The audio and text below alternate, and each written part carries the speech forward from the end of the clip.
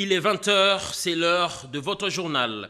À la une de l'actualité, lancement de recrutement des nouveaux inspecteurs de l'IGF, Inspection Générale de Finances. Au total, 120 seront retenus pour traquer tout mandataire impliqué dans les détournements des deniers publics et malversations financières. Le test de recrutement s'est déroulé ce dimanche à l'Université protestante du Congo.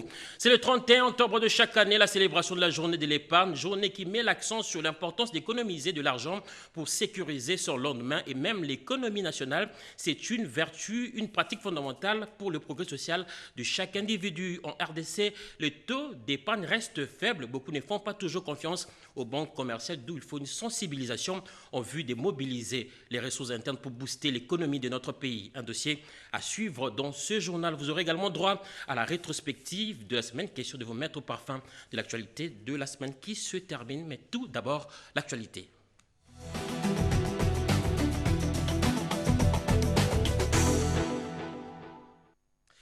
Le chef de l'État, commandant suprême des forces armées de la République démocratique du Congo, Félix Antoine Tshisekedi, a présidé la double cérémonie de la clôture de l'année académique 2019-2020 et de l'ouverture de l'année académique 2020-2021 au Collège des hautes études de stratégie de défense TCHED. Elvira Panzou, Kazokazadi. Pour la deuxième fois depuis son élévation à la magistrature suprême, le président de la République, Félix Antoine Tshisekedi Tshilombo, est arrivé au Collège des hautes études des stratégies et des défenses. Sur l'avenue des forces armées, le commandant suprême a passé en revue la troupe d'honneur composée des éléments de la force terrestre, de la force aérienne, de la force navale et de la garde républicaine. Ce samedi, les chefs de l'État est venu présider la double cérémonie des clôtures de l'année académique 2019-2020 et de l'ouverture de l'année 2020-2021. Au total, 116 lauréats, dont 61 de la session spéciale, 34 de la session ordinaire et 21 de la troisième promotion de l'école supérieure de l'administration militaire, ont reçu des mains du chef de l'État, commandant suprême, des diplômes ayant sanctionné leur formation dans ces prestigieux centres d'excellence stratégique régionale de la CEAC. Bien avant, le commandant chef, le général Augustin Moubiaï, a tracé un bref historique de cette institution qui est le plus haut établissement militaire dans les domaines de sécurité et de défense en RDC.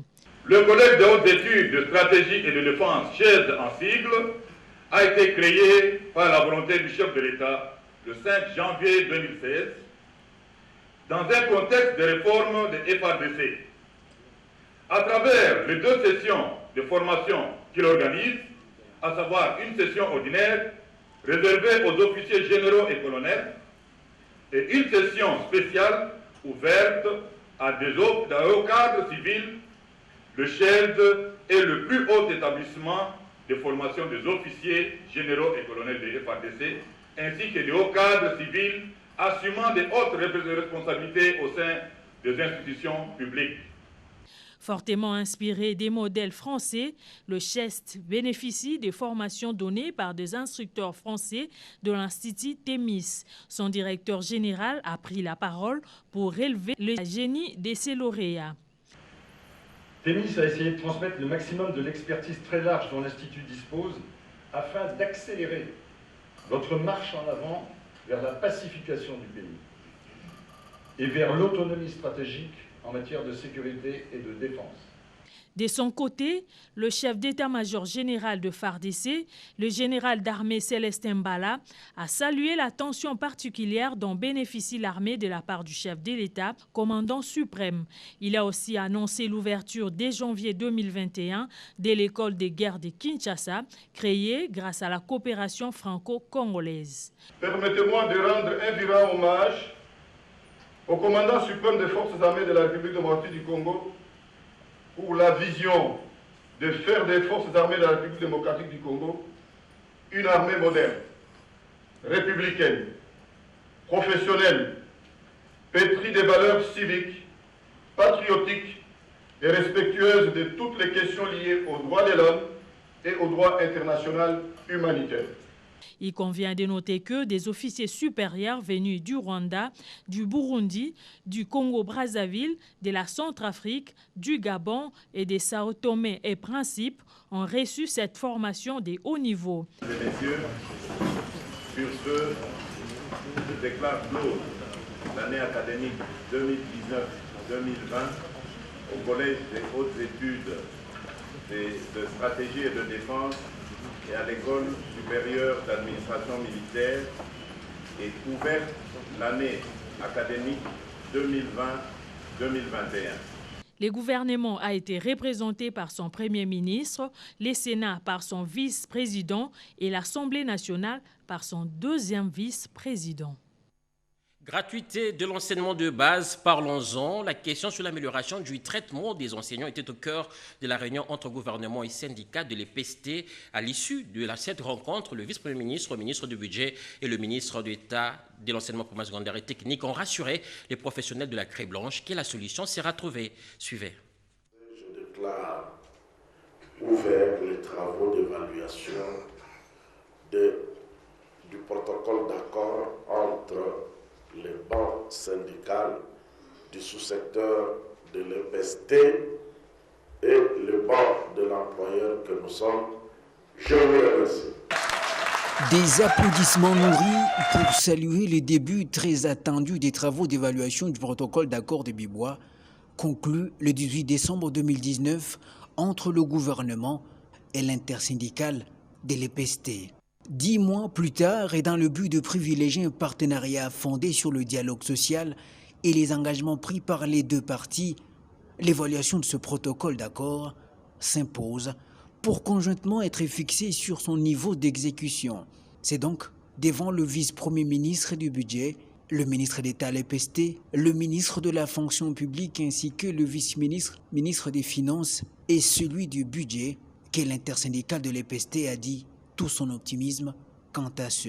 Au cours de ces travaux, ces sujets feront l'objet des discussions intenses, parmi lesquelles le paiement des enseignants dits nouvelles unités, la réhabilitation du mécanisme permanent de promotion et de transposition des grades et l'évaluation de la fameuse gratuité de l'enseignement fondamental, dont le succès est le fruit du sens managérial du ministre d'État à l'EPST Willy Bakonga, a reconnu le vice-premier ministre, ministre du Budget, Jean-Baudouin Mayo-Mambeke.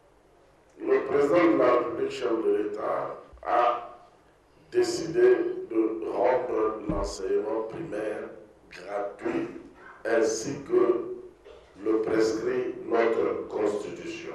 Et votre ministre, le ministre de l'EPST, avait reçu la charge de conduire cette tâche. Il faut plutôt dire qu'il s'en est bien tiré car en dépit de quelques difficultés, la gratuité de l'enseignement primaire est une réalité dans notre pays. Le ministre de l'EPST se veut confiant sur l'issue de ces travaux sur lesquels repose l'espoir de tous les corps enseignants du pays. Je formule ma foi que des solutions tant idoines que concertées seront trouvées, non seulement pour les corps enseignants, mais aussi avec beaucoup d'effets induits pour l'ensemble de notre population. Au bout de 45 jours, ces travaux devront dégager un document des conclusions et les résolutions pour l'enseignant congolais pour le bien de l'enseignement en RDC. La société minière de Bakwanga est appelée à décoller. Elle sera dotée dans les tout prochains jours de nouveaux matériels pour la relance de ses activités. Une détermination du gouvernement de la République, nous dit Robert Ndaye. De gestion de la société minière de Bakwanga, sous l'impulsion de son directeur général, Paulin Lukusa Moudiaï, produisent déjà des effets sur place en Mbuji-Mayi.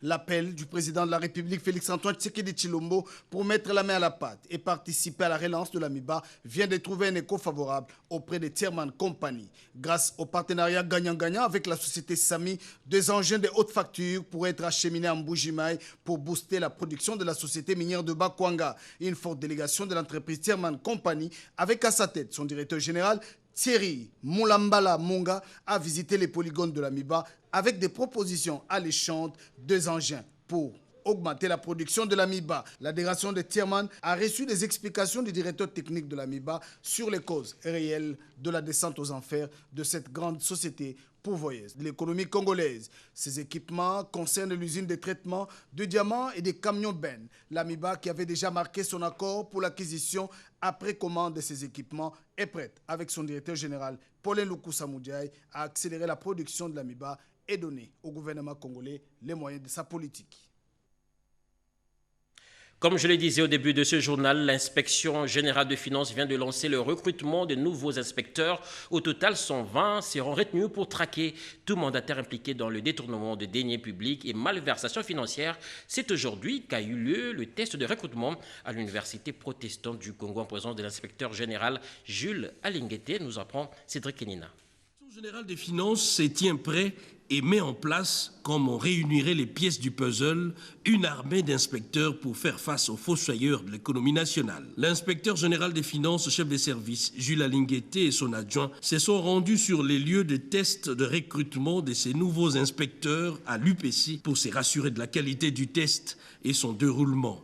Ceci s'inscrit dans la logique du rajeunissement de l'inspection générale des finances pour plus d'efficacité dans les actions. Nous pensons que d'ici 3 semaines maximum, nous aurons des nouveaux inspecteurs des finances qui vont être rapidement formés pour que l'année prochaine, nous puissions intensifier nos actions de frappe contre les fossoyeurs de l'économie nationale. Mais nous avons 3 lots dans les recrutements. Nous avons les lots de candidats qui avaient commencé les tests en 2012, dont le processus n'était pas terminé. Donc on prendra un nombre dans ces lots-là. Nous avons le deuxième lot des candidats qui sont des contrôleurs, des auditeurs ou des commissaires aux comptes dans des cabinets d'audit.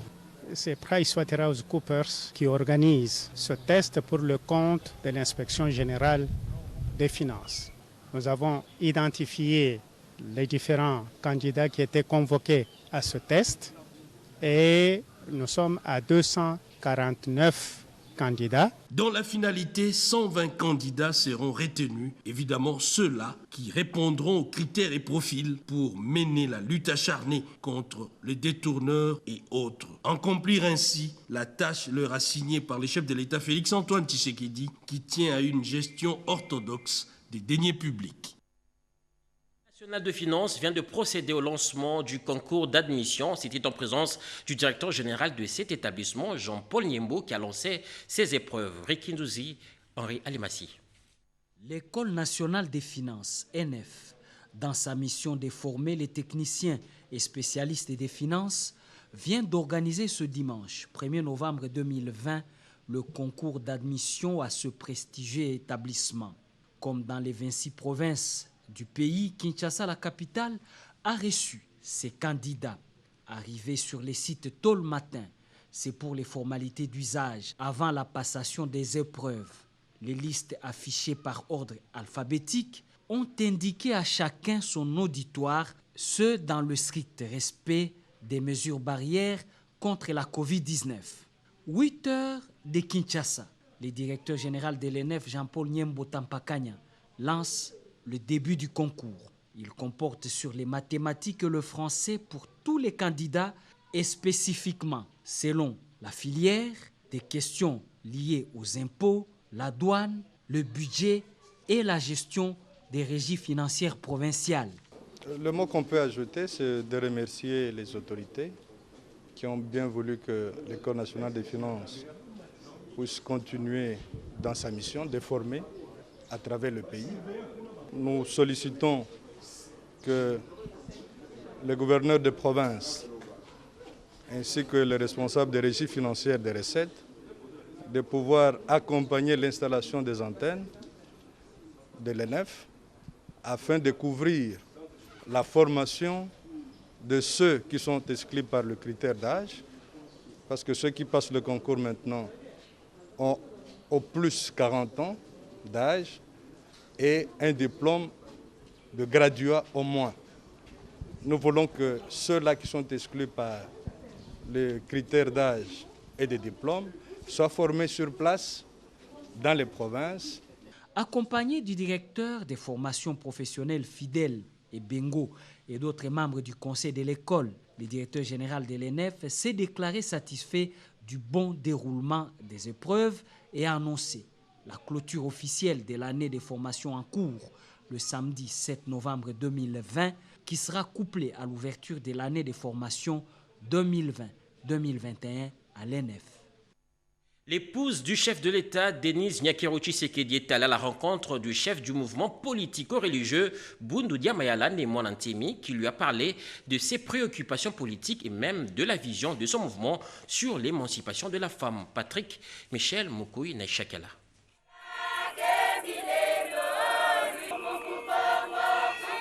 C'est une simple visite de courtoisie, mais très significative pour la première dame.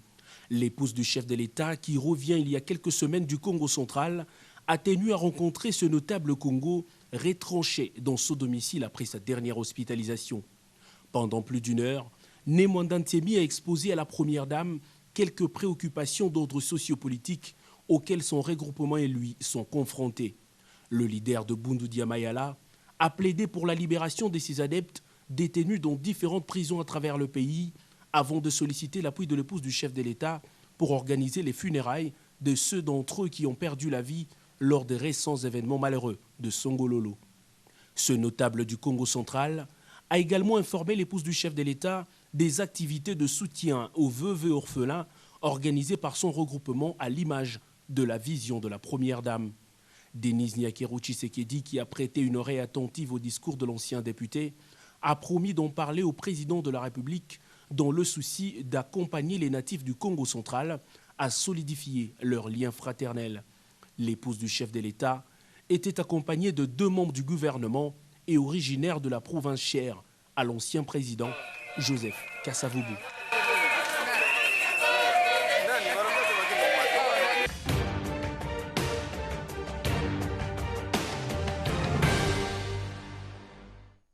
Ouvrons à présent notre rubrique rétrospective avec le chef de l'État Félix Antoine Tshisekedi qui a reçu les lettres de créance de 4 nouveaux ambassadeurs extraordinaires et plénipotentiaires ainsi que de la représentante de la Commission de l'Union africaine. Le président de la République, Félix Antoine Tshisekedi, a également accordé des audiences à 2 délégations égyptiennes et chinoise. Et en début de semaine, le chef de l'État participait au colloque sur les 80 ans de la création de la France libre à Brazzaville. La semaine du président, c'est signé Pierre Kibambe-Somoïssa. Lundi 26 octobre 2020, le président de la République Félix Antoine Tshisekedi Tshilombo a quitté Kinshasa pour Brazzaville, à l'autre rive du fleuve Congo.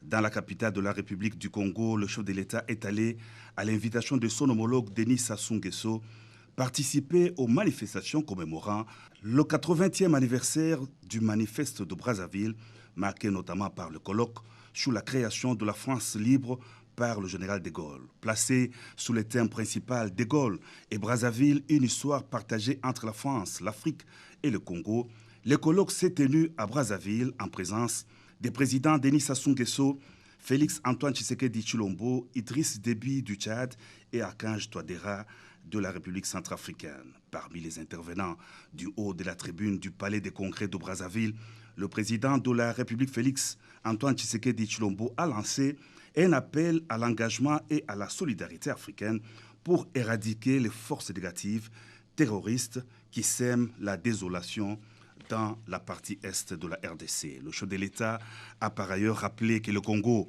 belge n'était pas demeuré en reste dans la situation qui prévalait dans l'Afrique équatoriale française. C'est à partir de la radio à Léopoldville que le général de Gaulle a déclenché la résistance, a renchéri le chef de l'État. Son homologue, le président Denis Sassou Nguesso du pays hôte, a relevé que le manifeste de Brazzaville fut le point de départ du processus de décolonisation des pays africains.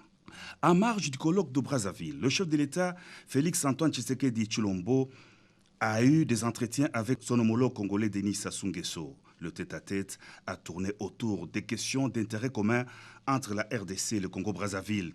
Le président Sassou a exprimé à son hôte son soutien à son futur mandat à la tête de l'Union africaine. Toujours à Brazzaville, le chef de l'État a échangé avec le ministre français de l'Europe et des Affaires étrangères, Jean-Yves Le Drian, sur des questions relatives à l'excellence des relations bilatérales entre Kinshasa et Paris. Le chef de l'État a transmis toute sa compassion et sa solidarité à son homologue français, Emmanuel Macron, face à la douloureuse épreuve de la pandémie de Covid-19. Le président de la République Félix Antoine Tshisekedi Tshilombo s'est aussi entretenu à Brazzaville avec la secrétaire générale de la francophonie, Louise Mouchikwabo, sur les festivités du 50e anniversaire de l'Organisation internationale de la francophonie en 2021 en Tunisie. Entre la République démocratique du Congo et la République arabe d'Égypte, les relations sont au beau fixe.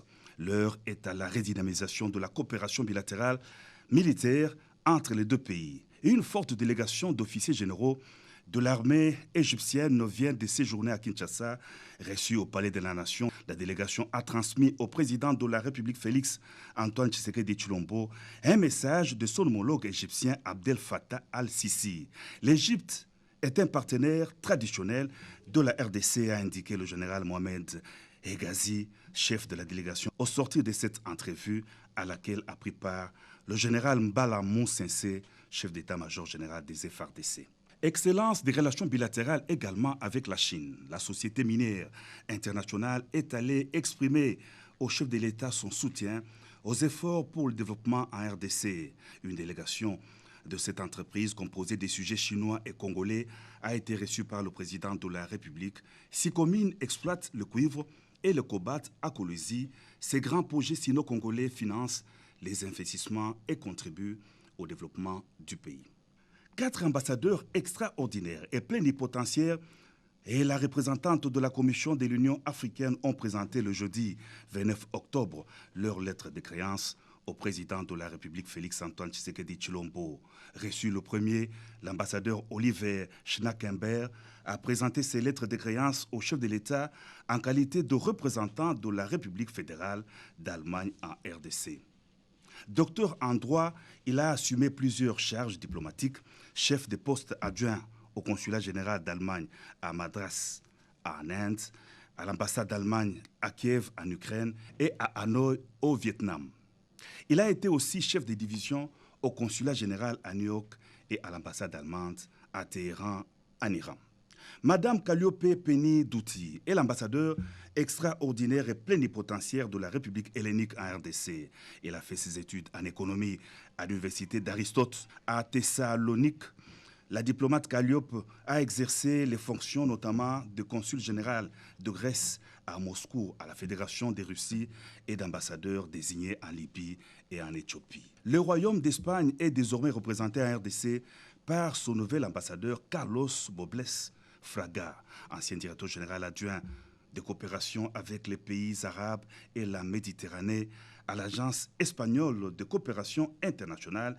Il a été ensuite ambassadeur d'Espagne en Guinée équatoriale, consul général à Boston et ambassadeur au Chili. Reçu à son tour par le président de la République, l'ambassadeur Opewal Jolk Volker du Royaume des Pays-Bas a débuté sa carrière diplomatique au ministère néerlandais en 1992. Le diplomate hollandais a occupé tour à tour les postes de premier secrétaire d'ambassade à Maputo au Mozambique, d'ambassadeur adjoint à Kigali au Rwanda, d'ambassadeur à Bujumbura au Burundi et à Bamako au Mali avant son accréditation en RDC. Madame Ndiaye Michel Hélène est la représentante spéciale de la Commission de l'Union africaine en RDC, des nationalités sénégalaises. Elle est docteur en études africaines à l'université Leipzig en Allemagne et détentrice d'une maîtrise en droit public de l'université Cheikh Anta Diop de Dakar. Elle a exercé plusieurs fonctions.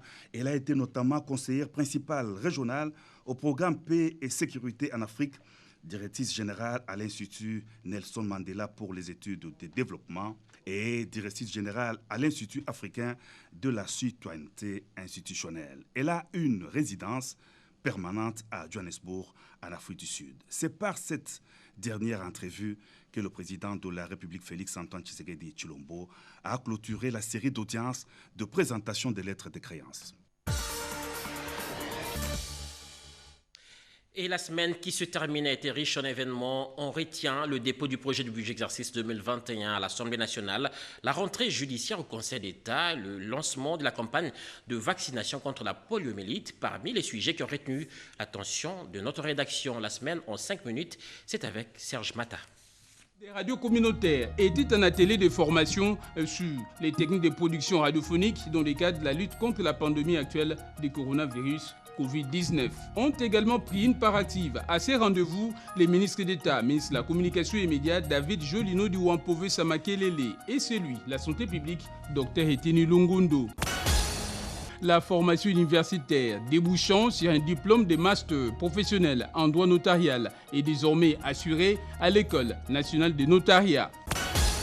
Les ministres d'État, ministre de la décentralisation et réforme institutionnelle, Maître Azaria Sorubéroa, a été de nouveau devant les députés nationaux pour répondre aux différentes questions lui posées sur les dossiers Minembwe.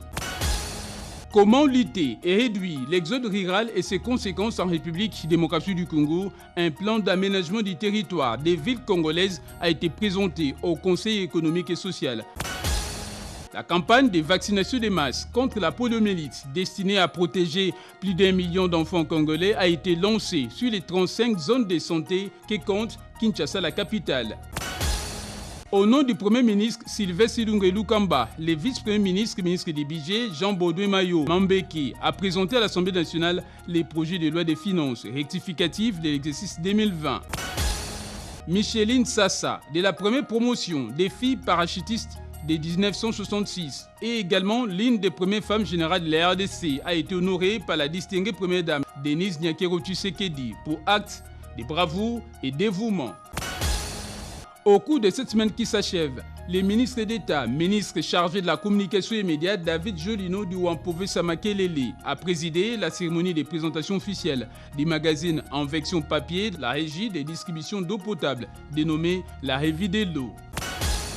À Idiofa, dans la province du Kwilu, des centaines de personnes ont été obligées d'abandonner leur village après la mort d'un jeune homme fauché dans la flaire de l'âge. La grève dans les écoles conventionnées et les dossiers des passeports ont été examinés à la primature. Le Premier ministre Sylvestre Ilunga Lukamba a déposé au bureau de l'Assemblée nationale les projets de budget pour l'exercice 2021 évalués à 6,9 milliards de dollars américains. Après la rentrée du 15 octobre dernier à la Cour de cassation, la rentrée judiciaire a eu lieu le vendredi 30 octobre au Conseil d'État en présence de plusieurs autorités du pays. Perception de la redevance audiovisuelle sur les véhicules à travers la vignette automobile dans la province de la Chopo, Ernest Kabila Ilunga, directeur général de la RTNC, a signé un protocole d'accord à ce sujet avec le gouverneur des provinces Wale Lufungula.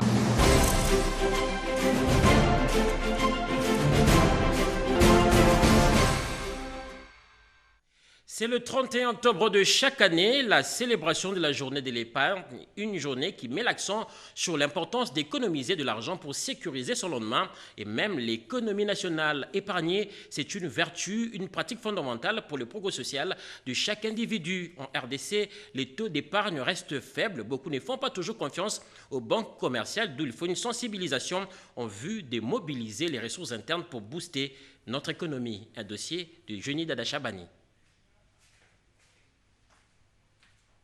La journée internationale de l'épargne. Cette journée était instituée en 1925 lorsque les représentants des caisses des pays s'étaient réunis pour attirer l'attention de la population sur l'importance et la nécessité de l'épargne. Cette année, elle est placée sous le thème « Petite épargne, grande réalisation ». La République démocratique du Congo a célébré cette journée à travers les thèmes « Épargner en RDC, pour mon avenir, c'est possible ». Cette journée est une opportunité pour faire l'état des lieux de l'épargne en République démocratique du Congo et sensibiliser la population sur son importance. À l'époque, l'épargne se faisait dans l'informel. Il suffit de regarder l'engouement des populations congolaises dans les activités comme les Miziki, les Bwakisa-Kart, le Makelemba.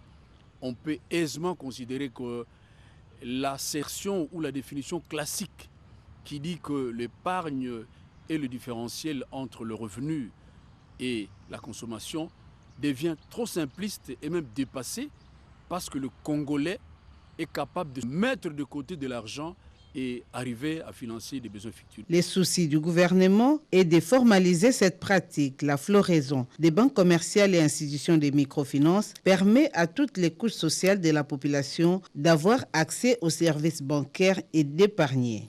La réalité est que la RDC a un faible taux de bancarisation. L'opération de réforme financière, la bancarisation, initiée par le gouvernement avec ses partenaires financiers, supervisée par les comités de suivi de la paix, a contribué à booster l'épargne en République démocratique du Congo. Le président du comité de suivi de la paix et directeur général de la Banque centrale du Congo en charge des questions monétaires et des opérations bancaires, Jean-Louis Kaembe Wakaembe, le confirme. Dans notre pays, le fait que le gouvernement ait décidé d'envoyer la paye des agents fonctionnaires de l'État vers les banques, c'était donc une bancarisation, entre parenthèses, une bancarisation un peu forcée, mais qui a produit de bons résultats parce que ça a permis de contribuer à la culture bancaire.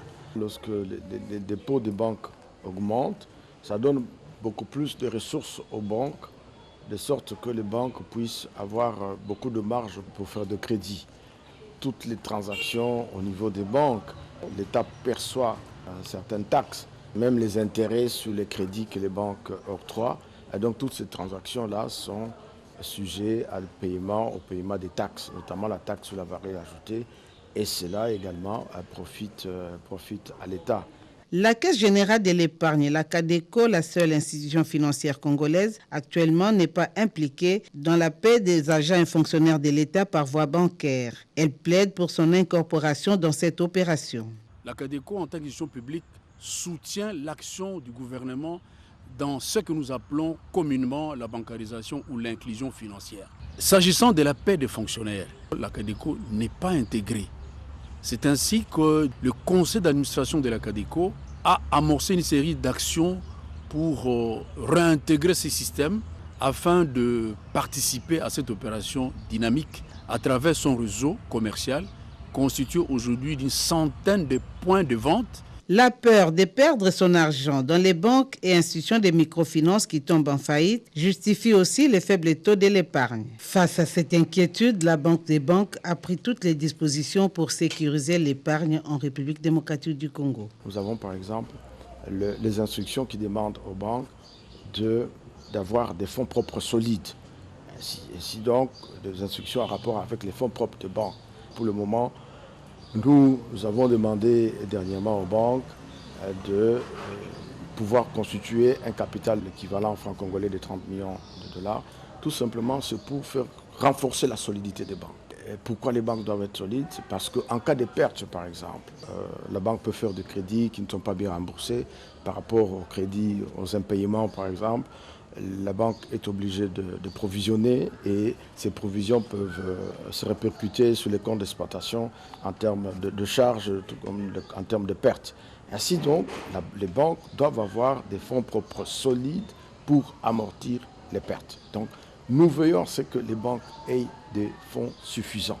La journée internationale de l'épargne est aussi une occasion pour la Banque centrale du Congo de tirer la sonnette d'alarme sur certaines opérations bancaires qui s'apparentent au phénomène Bindo. Pour la mobilisation des ressources internes, gage de la relance économique, la culture de l'épargne s'impose. Intéressons-nous à la lecture au niveau du primaire. Comment expliquer des difficultés qu'éprouvent certains écoliers en ce qui concerne la lecture? Le professeur Benjamin Bakadi Kadila propose la méthode cognitive pour remplacer la méthode globale. Il a répondu aux questions de Mesdames Boyal. Du chef de la maison civile du chef de l'État, le docteur Bruno Miteo Nyenge, a trouvé bon de rendre grâce au Seigneur Dieu pour cette élévation qu'il a qualifiée de merveille. La messe dite ce jour, en présence du vice-premier ministre, ministre de l'Intérieur Gilbert Kankonde, des agents et cadres de la maison civile du chef de l'État, des familles, des religieux et d'autres, avait un seul et unique objectif, non seulement remercier Dieu, mais aussi et surtout remettre entre ses mains la charge qu'il a confiée à son serviteur, Dr Bruno Miteo. Le chef de la maison civile du chef de l'État, remerciant le président de la République, Félix Antoine Tshisekedi Tshilombo, il a rappelé les missions de la maison civile du chef de l'État qui s'occupe principalement de la vie privée du chef de l'État. Il a insisté sur le social des Congolais qui préoccupe au plus haut point le président de la République. La mission qu'il confie à sa maison civile renferme deux volets essentiels, à savoir la gestion du privé du chef de l'État ainsi que de l'organisation, la promotion et le développement des œuvres sociales en faveur de populations congolaises. Ces œuvres sont pour traduire l'expression de la proximité et de la solidarité du chef de l'État envers le peuple congolais. En clair, la mission de la maison civile contribue au renforcement de la mission du président de la République. Il faut nous envisager faire des actions agréables pour nos populations. C'est ainsi que nous plaçons notre mandat sous les signes du respect des principes humanitaires et des développements. Pour lui, cette célébration eucharistique se veut une consécration à Dieu protecteur. Le choix du centre d'accueil de la Caritas se justifie par son engagement de 40 ans au service des vulnérables et au service de Caritas, qu'il a dirigé plusieurs années durant. Nous sommes allés vite en besogne. Vous avez là suivi le docteur Bruno Miteo, nouveau chef de la maison civile du chef de l'État qui a rendu grâce à Dieu pour ses nouvelles charges. Noël Tchani, expert en finance, était face aux jeunes entrepreneurs. Il leur a parlé des possibilités et des opportunités du secteur financier congolais. Nous apprend Médard Mbouyal. Ils sont des milliers de diplômés congolais qui ont un rêve, celui de se lancer un jour dans les affaires privées. Comment alors amorcer des affaires si l'on n'a pas accès au crédit? Les difficultés actuelles expliquent qu'une analyse stratégique soit consacrée au système financier congolais. Moi, j'ai proposé que nous puissions repenser la structure et le fonctionnement du système financier congolais en donnant de l'appui aux banques qui existent, bien sûr, pour diversifier leur capital de façon à amener dans le capital de ces banques-là des Congolais. Et ce que j'entends par Congolais, ce sont des individus, des hommes d'affaires comme vous, le secteur privé, des institutions congolaises ou même l'État congolais, de façon telle que l'actionnariat congolais, qui est constitué soit des individus, des institutions ou de l'État, représente au moins 49 à 51% dans chacune des institutions. De cette façon-là, on sera présent, nous en tant que Congolais, non seulement dans l'actionnariat, mais également dans les conseils d'administration, dans les équipes de gestion. Au point où quand on doit prendre une décision de crédit, moi ayant la fibre congolaise, quand je vois un homme d'affaires congolais qui arrive, je vois mon frère et je vois ma soeur. Et je me dis, je voudrais l'aider. Et pour l'aider, il faut trouver de vases et moyens pour l'accompagner à obtenir le crédit, à suivre les activités de son entreprise pour qu'il puisse donc s'émanciper, se développer progressivement. Que faut-il faire face aux demandes de plus en plus croissantes? Le poids démographique du pays et sa position de centralité imposent une intelligence stratégique. À côté du marché financier congolais, il va falloir envisager la création d'une banque de l'habitat. Depuis quelques jours, la Société nationale d'électricité exécute d'intenses travaux de réhabilitation et de modernisation du groupe 4 et 8 de la centrale hydroélectrique d'Inga 2 pour améliorer la fourniture électrique à Kinshasa et au bas-fleuve, surtout mettre fin au phénomène délestage. Et les membres du conseil d'administration de cette entreprise sont descendus pour s'enquérir de l'évolution des travaux. Première étape de cette visite, la centrale d'Inga 1, où le président du conseil d'administration de la SNEL, André Atundo et son équipe se sont rendus compte des 6 machines qui tournaient à plein régime. Deuxième étape, la centrale hydroélectrique d'Inga 2, où les 4e et 8e machines subissent des travaux de réhabilitation initiés par son directeur général Jean Bosco Kayombo, en passant par le poste de conversion d'Inga de la province du Congo central. Nos envoyés spéciaux Yvette Makutima Mirendeke y reviendront. Comment expliquer des difficultés qu'éprouvent certains écoliers en ce qui concerne la lecture? Le professeur Benjamin Badi Kadila propose la méthode cognitive. Il a répondu aux questions de Mesdames Bouyal. La méthode cognitive. D'abord, sur le plan des résultats, je vous dis qu'on a fait passer le taux de réussite de nos élèves qui passent en 2e de 5% avec la méthode globale actuelle à plus de 95%. Donc dans différentes écoles, les enfants arrivent à réussir. Quel est le mérite en fait? Nous sommes, comme je viens de dire, je fais de la psychologie cognitive qui se base sur la logique d'acquisition des connaissances. En fait, quelle est cette logique? La lecture en système alphabétique se base sur l'alphabet. Ça, c'est le fondement. Nous tous, qui soyons-nous, professeurs d'université, journalistes, étudiants, tout ça, pour que nous lisions nous lisions le texte, mais nous devons connaître l'alphabet. Donc ça, c'est le point de départ. Au lieu de commencer par faire lire un alphabet sur base de l'image, l'enfant doit apprendre à lire à partir des lettres. Les lettres, on doit lui apprendre comment elles se lisent, et puis on doit pouvoir lui apprendre comment les combiner en syllabes et les sons que ça sort. Quand l'enfant connaît les lettres, connaît les syllabes, et puis après on doit immédiatement passer à des mots qui ont une signification pour l'enfant. Ça veut dire que à part cette méthode, l'enfant doit arriver à lire des mots qu'il comprend, des mots qu'il connaît, les mots qui sont dans son environnement. On n'est pas obligé de dessiner papa pour que l'enfant comprenne ce que c'est que papa. On est obligé de dessiner un pain pour que l'enfant comprenne ce que c'est qu'un pain. Mais quand on combine et puis on sort le mot pain, papa, l'enfant comprend. Et c'est ce qu'il faut faire. Donc l'enfant doit apprendre à lire dans sa langue locale. Donc il ne suffit pas de lire en langue locale comme je le vois avec Accélère, par exemple, à l'Est, les enfants lisent en Swahili. Je viens d'apprendre qu'à Kinshasa, on commence à distribuer des livres en lingala, mais toujours avec la même méthode. Ça, ce n'est pas là le problème. Parce qu'en France, les enfants parlent en français, et donc tous les parlent français, ils n'ont pas de problème de langue, mais ils échouent en masse. Oui, c'est vrai que les enfants doivent apprendre à lire dans leur langue, mais surtout avec la méthodologie appropriée, pas par une méthodologie qui pousse les enfants à deviner ce qu'ils lisent. Politique, les notables Bakuba de Mouika dans le Kasaï soutiennent les consultations initiées par le chef de l'État Félix Antoine Tshisekedi.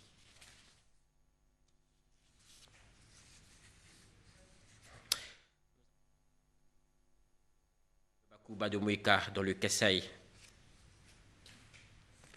Après avoir suivi avec une particulière attention le discours du chef de l'État le 23 octobre 2020, appelant à des consultations en vue de la constitution d'une union sacrée de la nation, réunie du 28 au 29 octobre 2020 en conseil extraordinaire de Mbant-Mouichien, une des 10 institutions de la royauté, symbole de l'unité du peuple cubain, désirait de contribuer à l'émergence d'un Congo uni, terre de paix, de justice et de prospérité.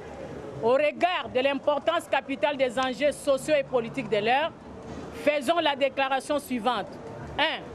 Nous saluons les messages à la nation de son Excellence, Monsieur le Président de la République, chef de l'État, Félix Antoine Tshisekedi Tshilombo, en date du 23 octobre 2020. 2. Nous félicitons le chef de l'État pour son courage politique et la lucidité de son diagnostic des mots qui rongent la nation congolaise, et appuyons sa vision de la recherche de l'intérêt général du peuple congolais au détriment des intérêts partisans et égoïstes.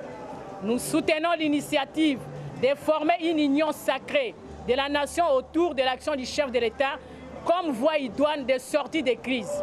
En conséquence, nous lançons un appel pathétique à tous nos compatriotes en général, aux fils et aux filles du royaume cubain en particulier, de privilégier l'intérêt supérieur de la patrie en adhérant à l'initiative du chef de l'État, car le salut de notre peuple en dépend. Fait à Kinshasa le 31 octobre 2020, Mbant-Mouichien. Si je parle le même langage avec la régie, nous allons prendre ASOFACHI, Association de soutien à Félix Antoine Tshisekedi, qui s'est engagé à soutenir les consultations initiées par le président de la République. Ils se sont retrouvés à leur siège pour dire oui à ces consultations, nous dit Angèle Mabiala. Ils sont venus de plusieurs provinces de la République démocratique du Congo pour accompagner l'idéologie du président de la République.